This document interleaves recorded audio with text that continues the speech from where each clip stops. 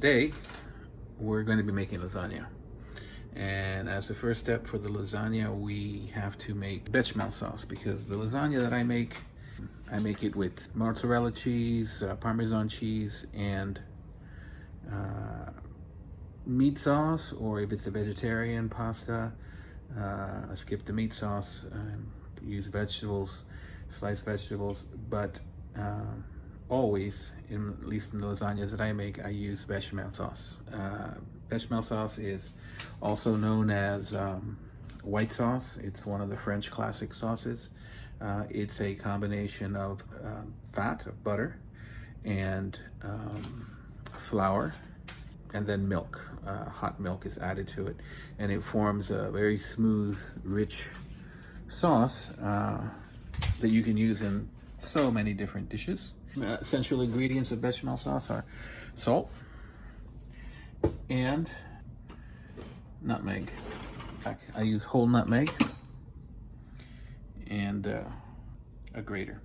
So here we go with the bechamel sauce. In the pan is melting, or it already has melted, at very low heat, 1 stick of butter.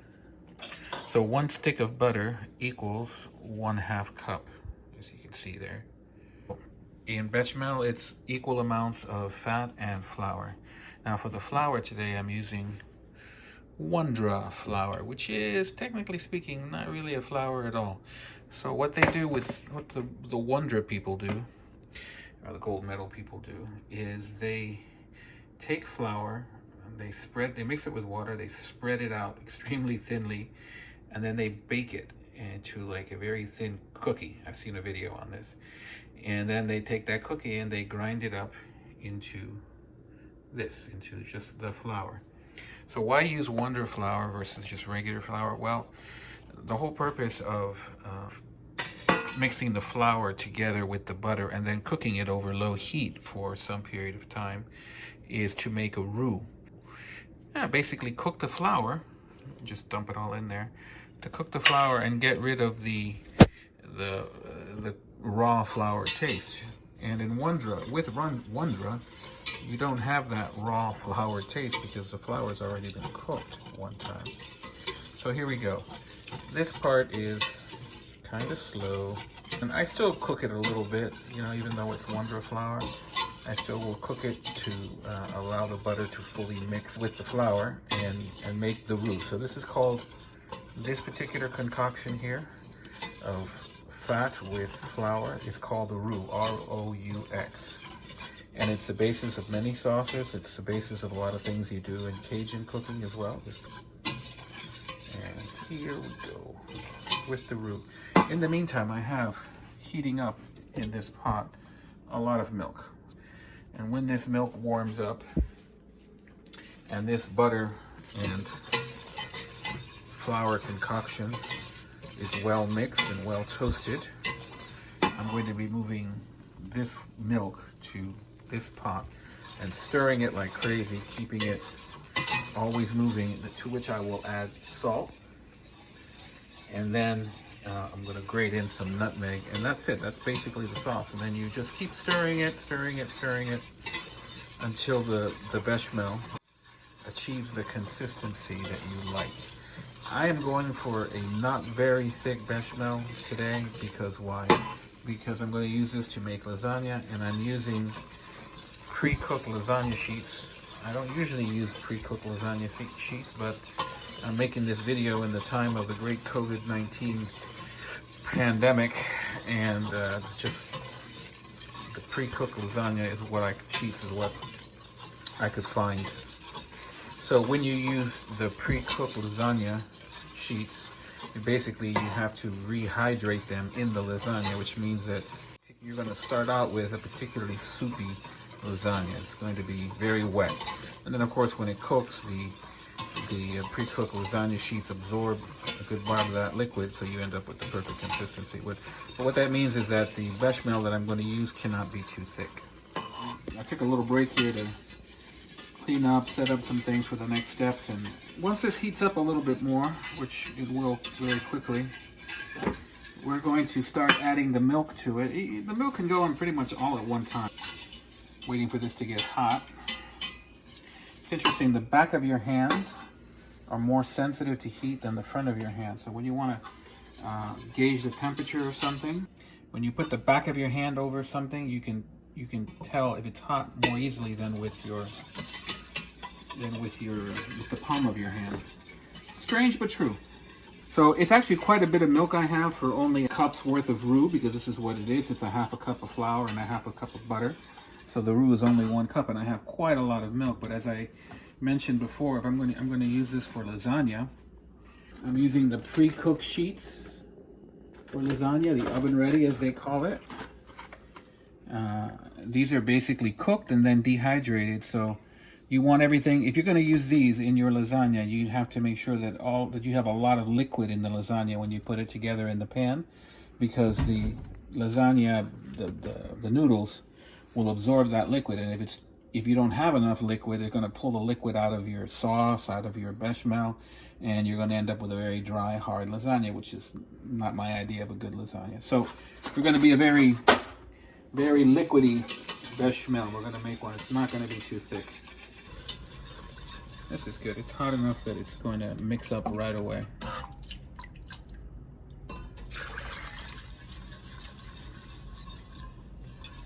I'm going to put in most of it, at least 3/4 of it. So, put you back over here. Milk, cover you up over warm. Okay, and then we just, ooh, I can see it's already starting to thicken up. Now you're going to need salt. How much salt depends, of course, on the volume, but this is how much I'm going with at the beginning. And then the other essential ingredient in bechamel is nutmeg. So a whole piece of nutmeg, a nice little microplane grater. Keep stirring this up, let it keep going. And we grate away. How much nutmeg is a matter of personal taste and depending on what you're going to use it for, but since I'm going to have a lot of liquid in here, I'm going for a good amount of nutmeg. It's a taste that I love too, and it's a taste that is part of traditional lasagna, because not only is there nutmeg in the bechamel, but there's also nutmeg in the ricotta mixture that you use as one of the layers in your lasagna. It's starting to thicken up. It's good in terms of salt. I'm gonna add a little more nutmeg because that's how I roll.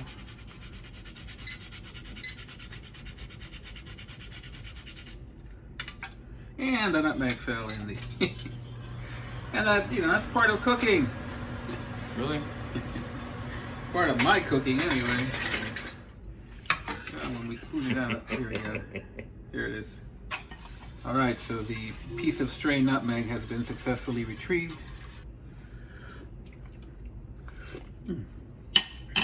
Very nice, very nice. Just enough salt.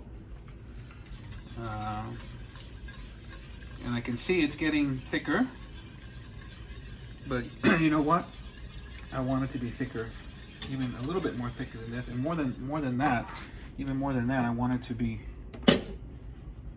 more in quantity, because I'm making like industrial size lasagna. So I can see that it's getting thick enough at this stage that I can add more milk to it safely. All right, so we're going to let this simmer in here for another 5 to 10 minutes. So we'll take a little break. So let me introduce you to my roommate, my videographer, and my sous chef, all rolled into one. So as an essential step of making lasagna, we need to shred the cheese using my super duper dandy Excelente Breville heavy duty, almost professional quality food processor. So what Ray does, he cuts off the butt ends of the cheese, and by the way, do not throw those away. You save those, put them in a bag, you put them in your freezer, and when you make tomato sauce for your pasta, you break those out and you toss them in the pot. Add delicious flavor to your pasta.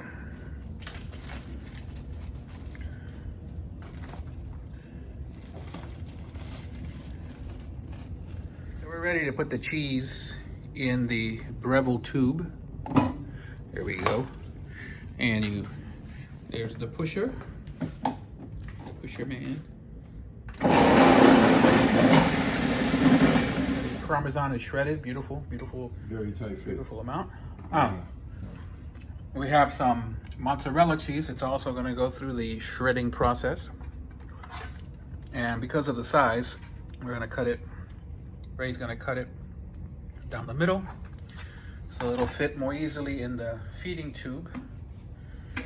And there we go.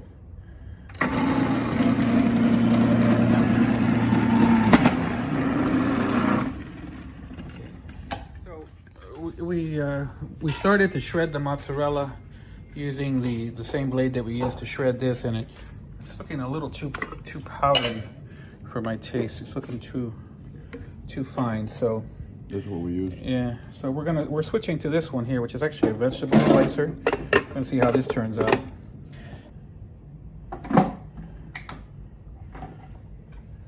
And away we go.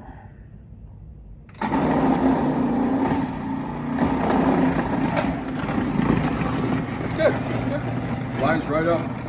So for the lasagnas I'm making today, I'm mostly making meat lasagnas with some chunky meat sauce, very delicious looking. We have the mozzarella, shredded mozzarella cheese, shredded Parmesan cheese. We have there's a little cake loaf, so we're going to use these for these mini lasagnas. Not exactly, but actually I think they're going to work out just fine. And here's the ricotta cheese filling, which is another layer of the lasagna, which is ricotta cheese. You whip it with some chopped parsley and some grated nutmeg. I did that off camera. You didn't see it. And a couple of beaten eggs. I saved some of that before I added the egg to it. I saved some of it eggless to use in a lasagna that I'm making for a vegan friend who sometimes slips and eats dairy but doesn't want to eat any protein at all, so animal protein at all. So we'll make it one without the egg but with the dairy. Anyway, if we come back here, you'll see that for that lasagna, that vegetarian lasagna, there's no such thing as vegan lasagna. I am going to saute some sliced squash and sliced zucchini. Okay, put it down as many as I can. What kind of oil do you have there? Oh, it's a little bit of olive oil. I'm going to add a little salt and a little thyme, and that's it. And pepper, black pepper, salt.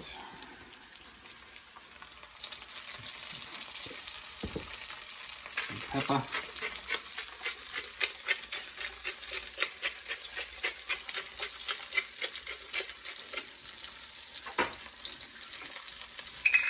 And some thyme. Thyme because it adds a nice flavor, but without being overpowering like rosemary would be.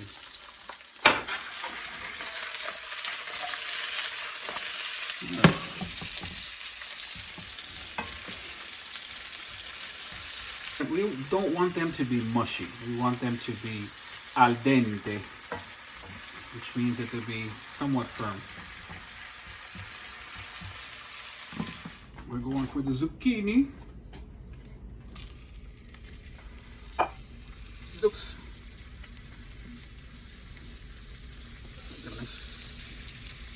50 pounds before they start spitting out grease. Burn your hand.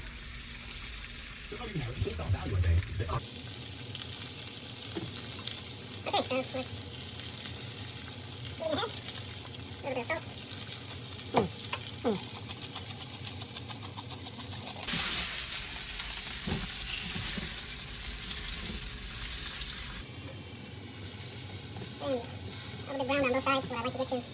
Get that I like them like that, a little bit brown.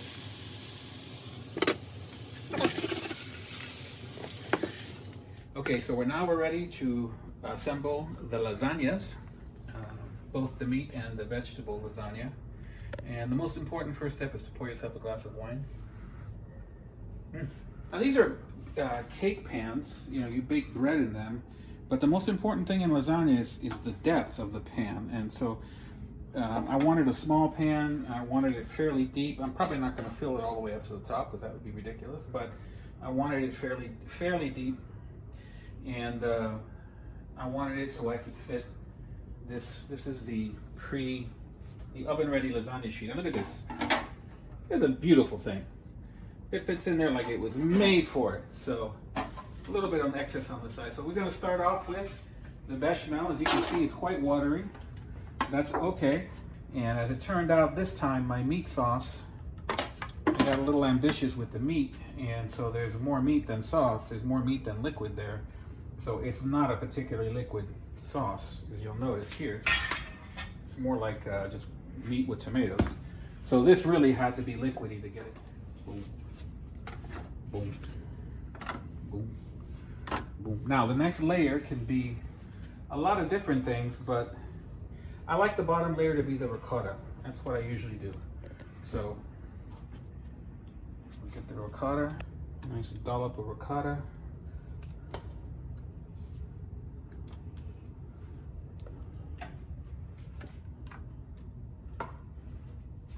This looks like it'll be okay. And we'll move it around. Spread it out a bit.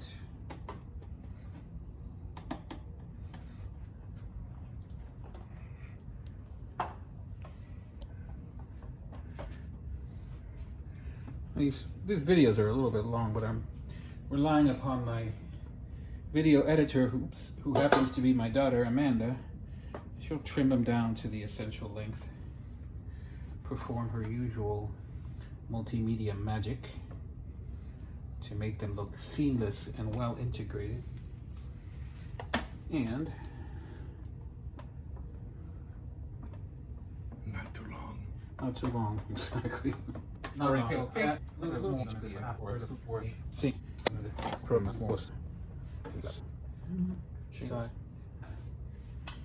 then I put another sheet of this oven ready lasagna. I just love the fact that it just drops right in there. Because usually I make lasagna in these big pans, and that's fine, but that means that when I freeze one and you know, it's time to eat, we got to defrost the whole thing and basically eat pizza for days. So this is going to be better. Now we go on to our next layer, and I'm going to put more bechamel sauce. I'm going to drown these leaves, these sheets of oven ready lasagna. I'm going to drown them in bechamel sauce between each. Okay, and then the next level, the next layer, I keep saying level. Otro level. Going to be cheese. Cheese, you got to do it with your hands. It's a good habit. Before you touch food, to wash your hands. So, a little bit of the mozzarella cheese.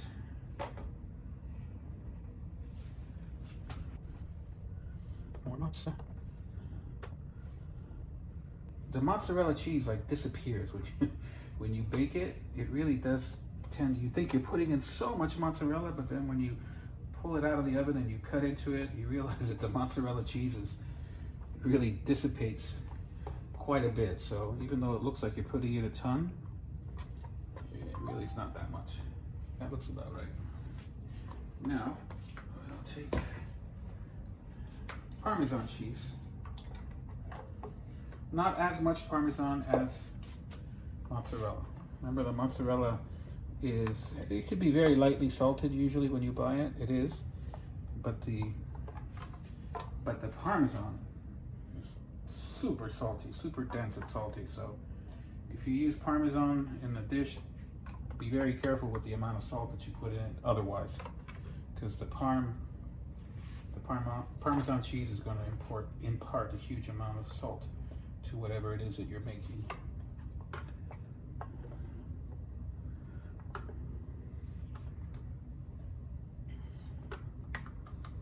There you go. How do you think that looks? Looks good, right? Guess what we're going to do next? We're going to put more bechamel sauce in there.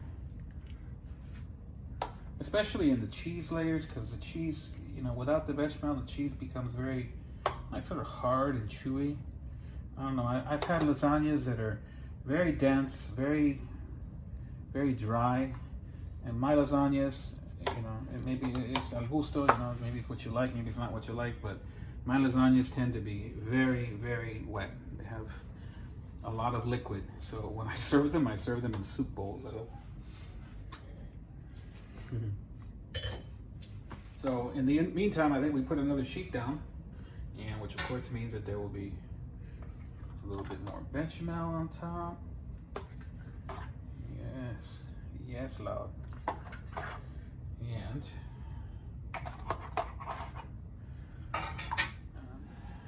I'm going to make these two the meat lasagnas.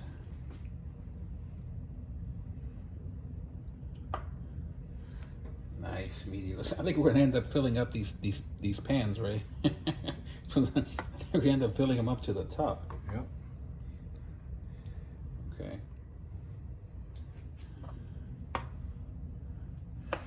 Now,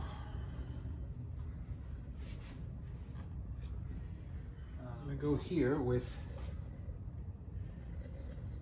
Where I put only one layer of the meat here, I'm gonna put 2 layers of the veggies. I'm gonna put another piece of another lasagna layer, oven ready lasagna.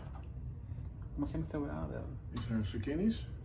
No, the noodles, the lasagna noodles. The lasagna ready. Yeah. I'm gonna put another layer.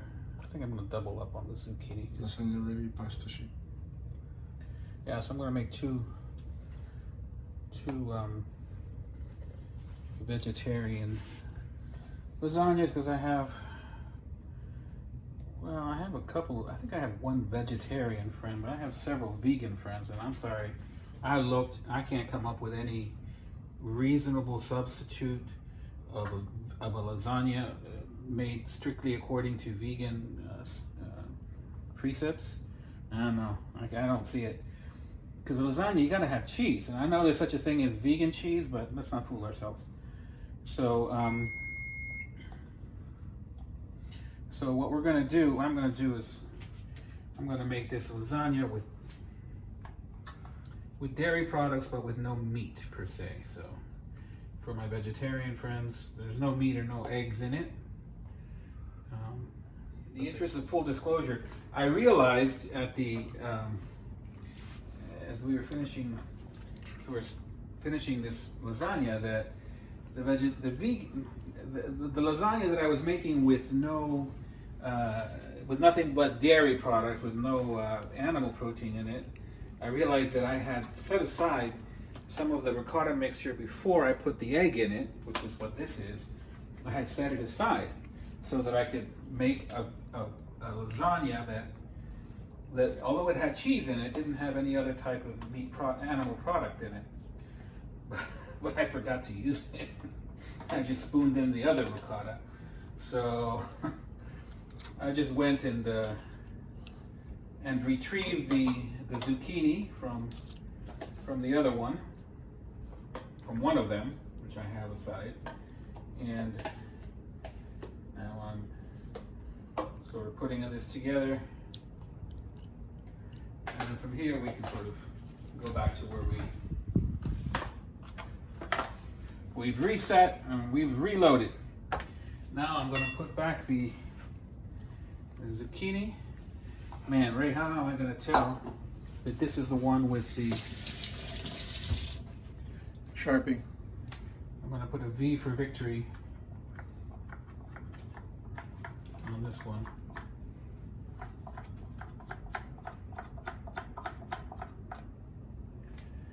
And away we go.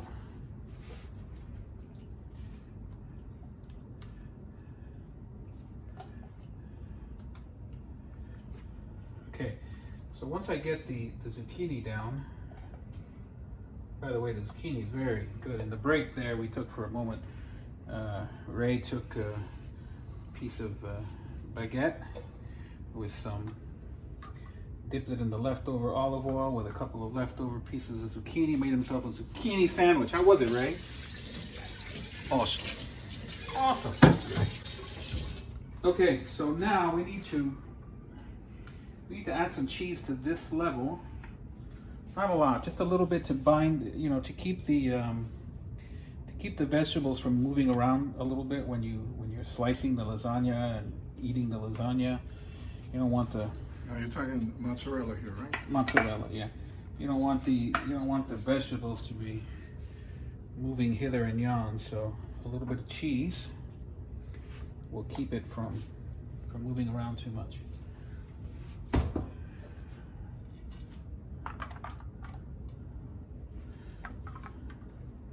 Okay.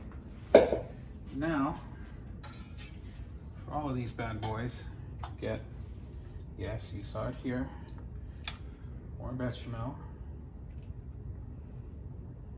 I'm gonna, in this meat sauce here, I'm also gonna put a little bit mozzarella.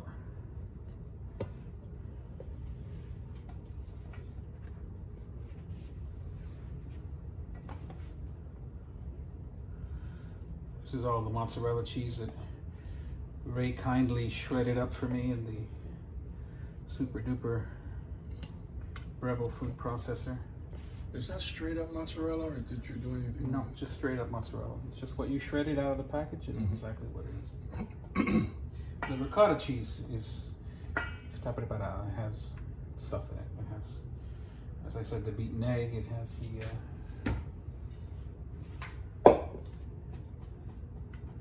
it has a chopped parsley. It has a little bit of freshly grated nutmeg.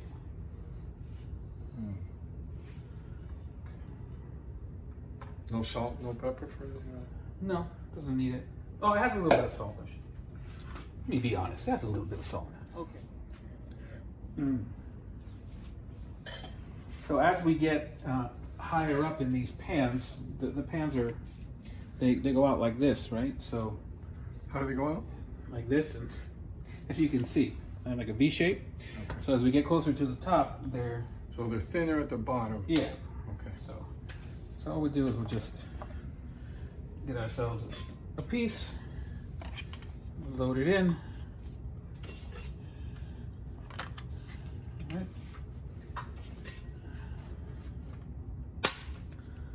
There we go. Takes years of experience to be able to crack a piece of lasagna noodle like that. I'm just kidding. I've never done it before in my life. All right, now for the again.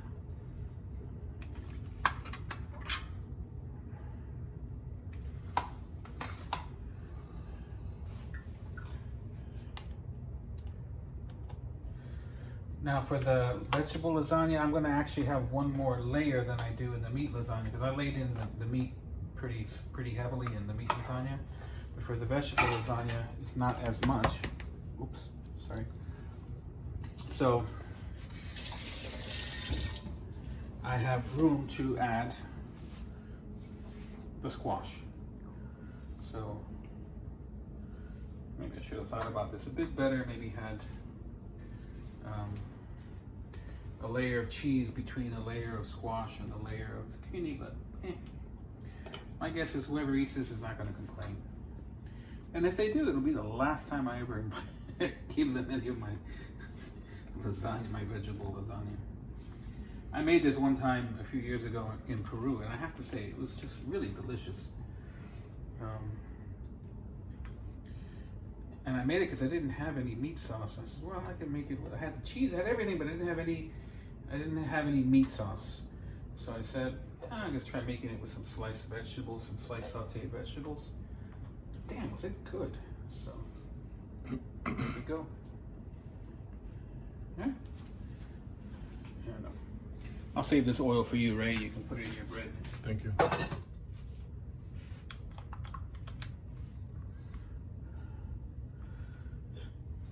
Okay, and then these guys are done. These guys, okay. last layer of this. What have I got here?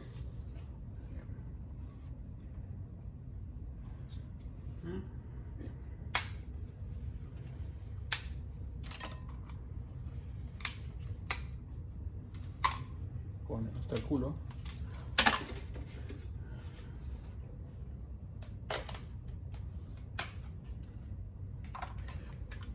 Okay. Now we're in the grand finale stage of the assembly of lasagnas. You can see here we're pretty close to the top. There's not a lot of room to play with there. But for these guys, for the vegetable lasagnas, it's because they had an extra layer in them. But it's okay. Now for the very top, a little bit of mozzarella. Again, just to hold things in place. There's definitely an architectural element to making lasagna. You have to understand some basic engineering principles.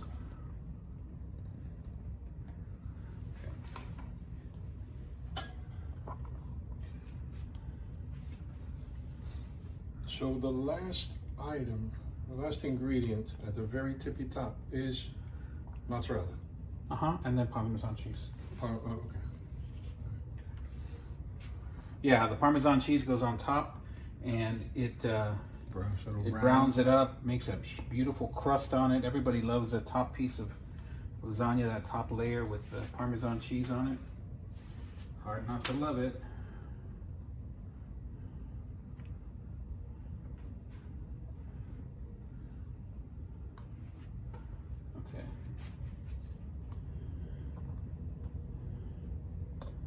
Okay. Now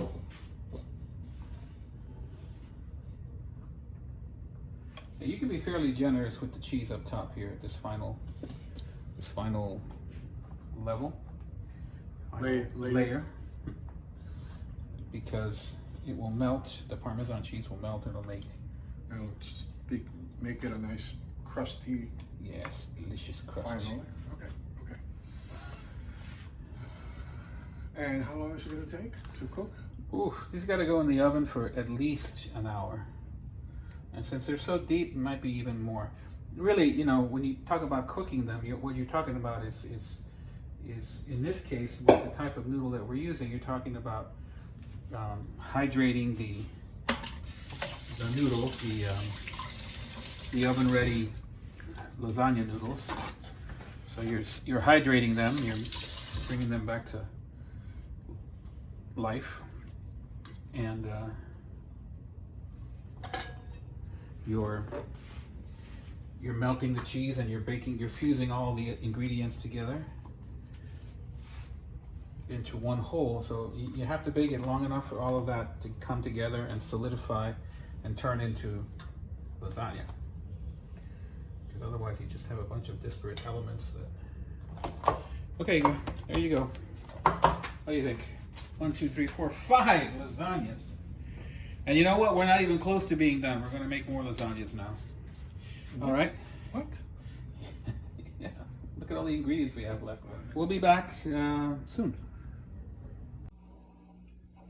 We took a break to take care of some things between the last video and this one. So we have packed up most of the lasagnas in these little packages here. They're beautiful. I didn't get a chance to show you, but what I do is in this case Ray did it. We take a piece of saran wrap and lay it on top of the lasagna underneath this aluminum foil.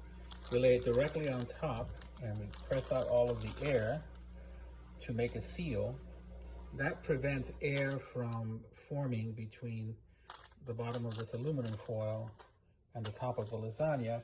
And if it's air, it'll condense and it'll form ice, and then you get freezer burn. But if you stick a piece of plastic of saran wrap directly to the food product and make sure that there's no air pockets there, then you prevent that from happening. And then we put a piece of aluminum foil, and then we write there, please, to remove plastic before cooking. So hopefully they'll be smart enough to do that. Meanwhile, we've had 2 of these lasagnas cooking at 350 degrees. They've been in there for about 45 minutes. I'm having trouble understanding that. Oh, they look beautiful. These are the 2 vegetarian lasagnas. They're looking really good. I think I'm going to take them out now. Now, with any lasagna, you cannot slice them up, hunk them up as soon as they come out of the oven, because they will just fall apart. You got to take them out, let them rest for at least an hour, loosely covered under aluminum foil,